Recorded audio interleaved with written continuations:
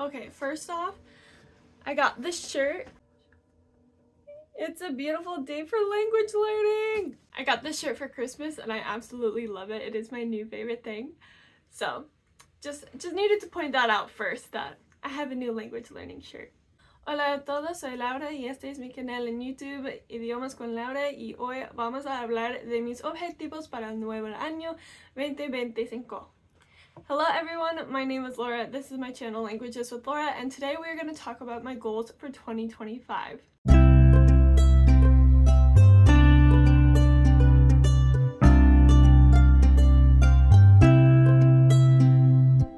Yes, it is that time of year again where everyone is making videos about their language learning goals and things that they want to accomplish in 2025, and so it is time for me to as well make this video to let you know what I will be up to in the year of 2025. It's also really cool. I love watching people's videos, A, because it's very motivating, and B, because it's not just about what they want to accomplish, but also how they want to accomplish it. For example, Lindie from her channel, I'll have her linked down below, possibly up above, has made videos about a new method that she is going to use for her language learning this year, and it's really cool. It's called the puzzle method, or the puzzle piece method, where you have like a completed puzzle, which is the main goal that you want to accomplish by the end of the year, but then each month is a puzzle piece, and each month you have mini goals that will prepare you to get to the main picture. So if you want, like for example, to have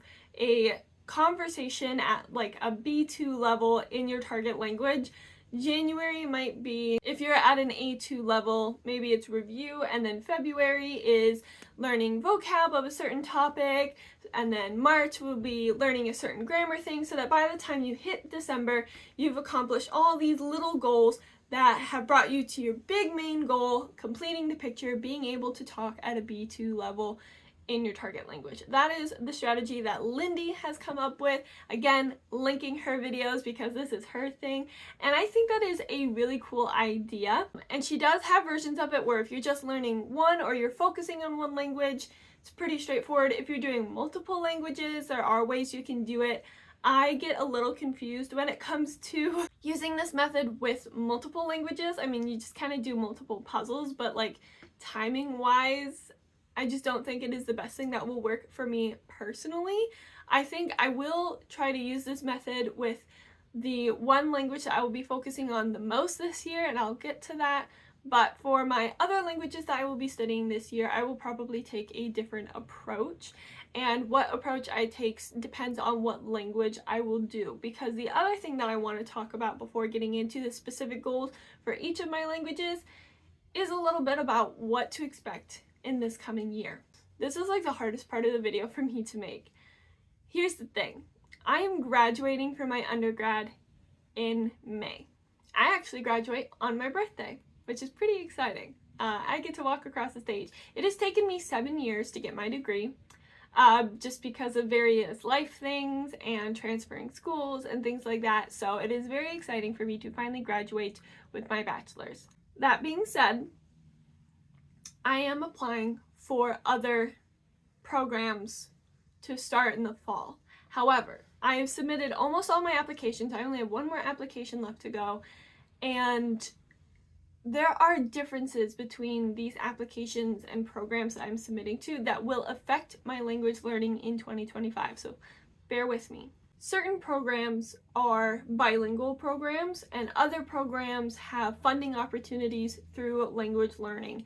So depending on like which program, if I do the bilingual program, or if I do a program where I can receive funding through language learning, or if I end up doing a different program, it will all affect what languages I concentrate on in 2025. So I'm going to go through my languages now and tell you what I'm doing with these. Español. So first off is Spanish.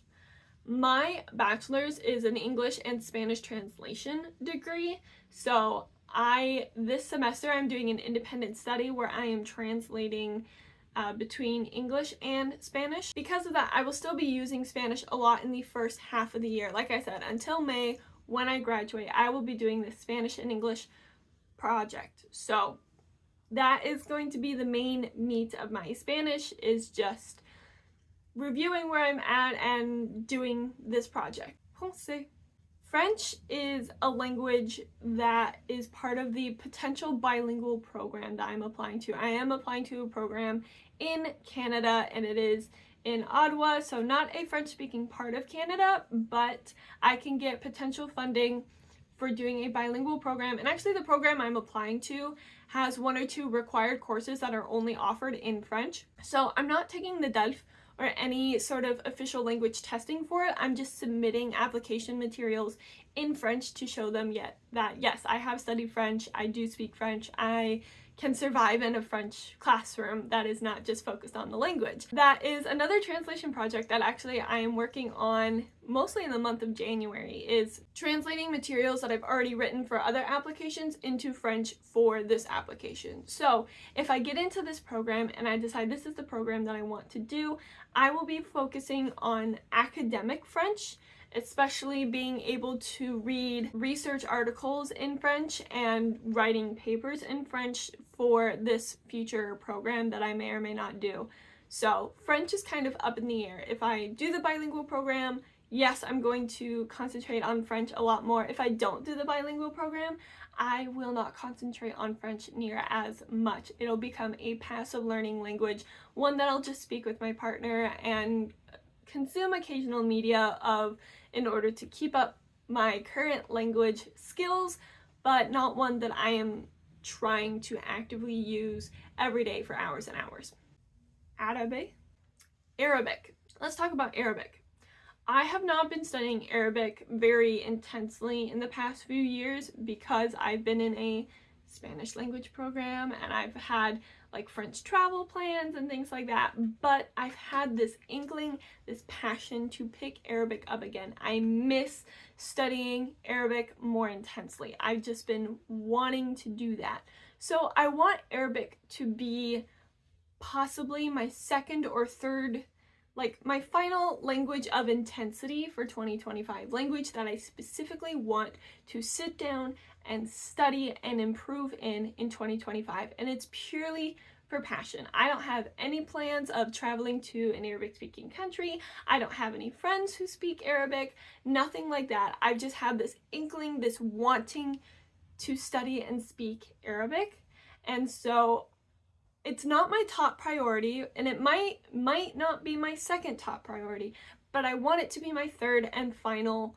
Yes, I want to improve in this language in 2025 just because I miss speaking it. It's such a beautiful language. I just miss it. So I want to improve my Arabic in 2025.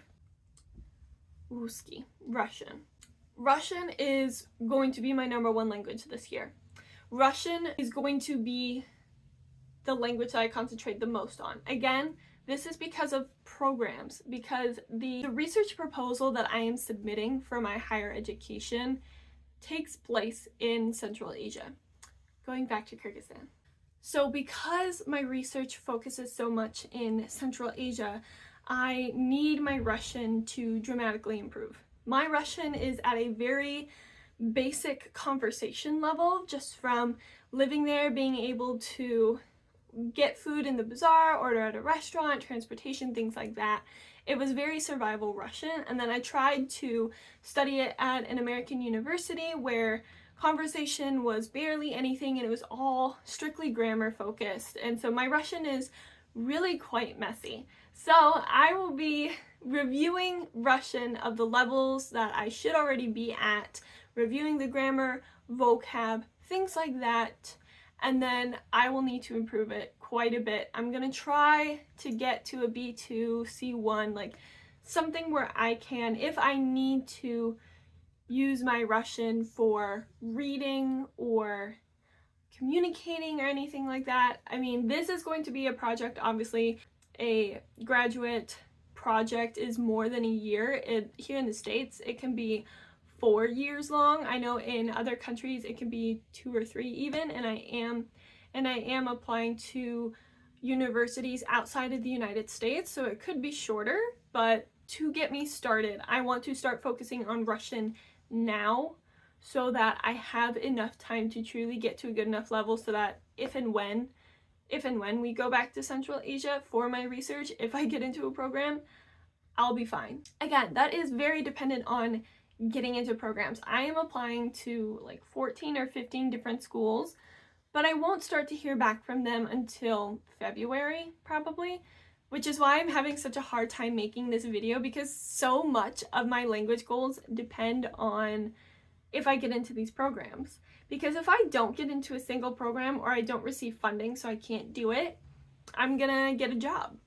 And I haven't started looking for jobs yet because I still have a full semester, a full 5 months before I graduate. And if I start looking for a job now, the jobs I'm looking at are not going to be available by the time I graduate. So I can get an idea of what's out there, but I can't settle on a job and then determine if there are languages that I need to use for that job or not. So are you following where if I get into an educational program, I will study Russian, possibly another language, and Arabic. If I get a job, I will study Arabic for fun, whatever that job requires of me, which it might not even require languages at all. Then it would be a pure year of studying languages passionately, which I would then want to continue with Russian just because I want to. And I'm already very much in the mindset of studying Russian strongly this year. So, okay, let's move on. Again, assuming that I do get into a graduate program. German is my 5th language. It is the one I have started this year, so I'm still very new and I've been taking it quite slow. Initially, I started learning German for a potential trip coming up, however, that is no longer happening. So, not that I'm less motivated to learn German, but it's not one that I'm going to be concentrating on very strongly this year. I'm sorry to say, but German will just continue to be a low-key language rather than something I study intensely. Now, there are a couple other languages that I do want to talk about, even though I've gone through the 5 languages that I study on a somewhat regular basis. Wolof is kind of an outlier from all of this because I am not learning Wolof for myself. I am learning Wolof for my partner. He started learning Wolof almost 2 years ago in order to receive funding for his master's program. And so he graduates this spring as well. He actually graduates the weekend before me, I think. And he will no longer need to learn Wolof. However, that's still 5 months of still taking Wolof language classes. He is not a language learner like we are. He doesn't have the same drive or passion. He speaks English, French, and that is good enough for him. So I started learning Wolof in the summer of this year because we were in Senegal. We had access to learning materials, teachers, places to practice, things like that.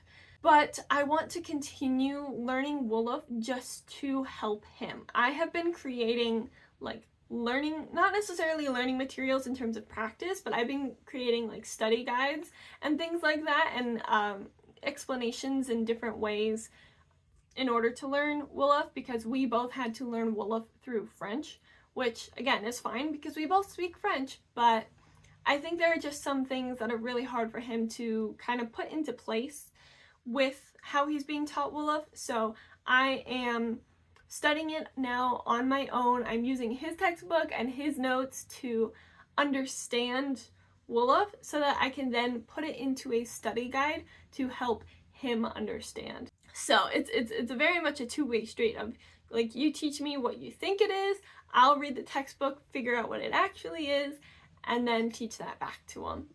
So Wolof is non-dependent on if I get a job or if I go into a graduate program, but it is also going to be concentrated in the first half of the year, much like Spanish is. So I don't have any specific goals with that other than to just keep up with what my partner is studying to help him.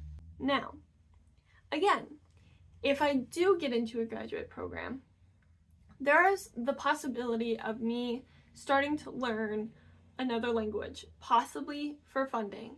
Very up in the air. And even if it's not necessarily for funding, if I have access to learning this language, I will want to do so for my project. That is the Uyghur language.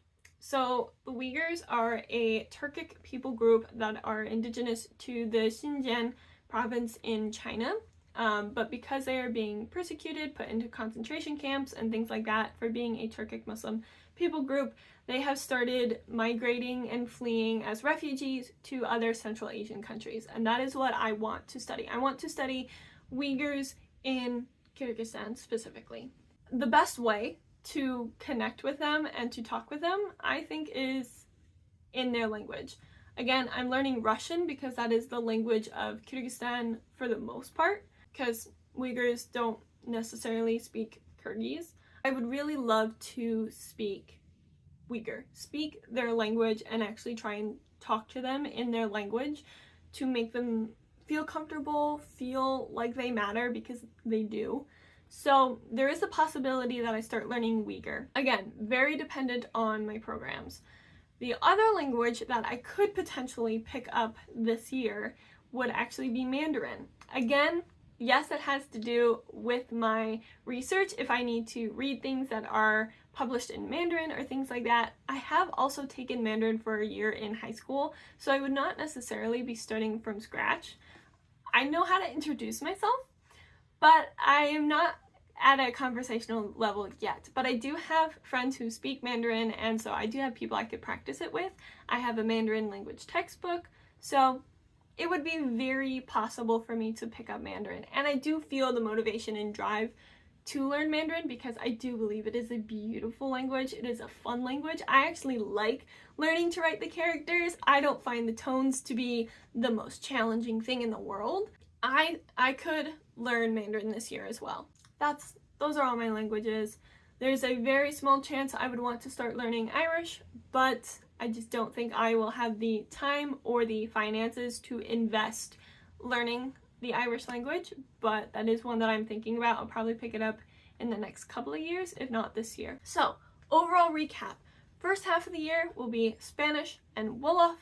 French is a possibility for a bilingual program. Arabic is a passion project that I want to focus on. Russian, if I get into a program, will be a necessity and will be my top priority. German is kind of going to the back burner. It's taking a back seat. It'll be there, but I won't concentrate on it. And there's a potential for me to pick up Mandarin and Uyghur, again, for academic programs. If I don't get into an academic program, who knows? Who knows? I will probably make a new version of this video in like February or March, maybe April. Maybe I'll do, this is my goals for the first half of the year for sure, are going to be Spanish and Wolof because of my current undergrad. I will make a much clearer version of this video, a goals for the second half of 2025, when I actually know what the heck is going on in my life and what languages I will need to study and be confident in. So I'm sorry this video was so incredibly chaotic. I didn't really offer much information to you all because I don't know what's going on, so it's hard for me to talk about what's going on if I don't even know. But there you have it. I am going to use the puzzle piece method to learn Russian. I will be using my Spanish and Wolof. And who knows what will happen in the second half of the year. Thank you. Muchas gracias. Thank you all so much for watching this video. Muchas gracias. If you liked this video, give it a thumbs up. Comment down below what are some of your language goals for 2025. I would love to hear what methods you're using, what goals you have, languages you want to improve, all those fun details. I would love to hear from you all. I also have other social media linked down below, like my Instagram. And this year, actually, on Instagram, I am joining the hashtag #ThatPolyglot2025 challenge. So primarily on my Instagram, I've just been posting a lot of pictures from my travels this past year. But because I'm joining the language challenge hosted by Michelle Languages on Instagram, I'll have it all linked down below. I will be posting more about my language learning journey. So you should follow me on Instagram because I will actually start posting language-esque things on there for sure. And if you like language learning content like this and this video wasn't too chaotic for you, it's a little more chaotic than my normal, then hit the subscribe button. I do post videos every week. And yeah, so yeah, muchas gracias. And until I see you all in the next video, adios.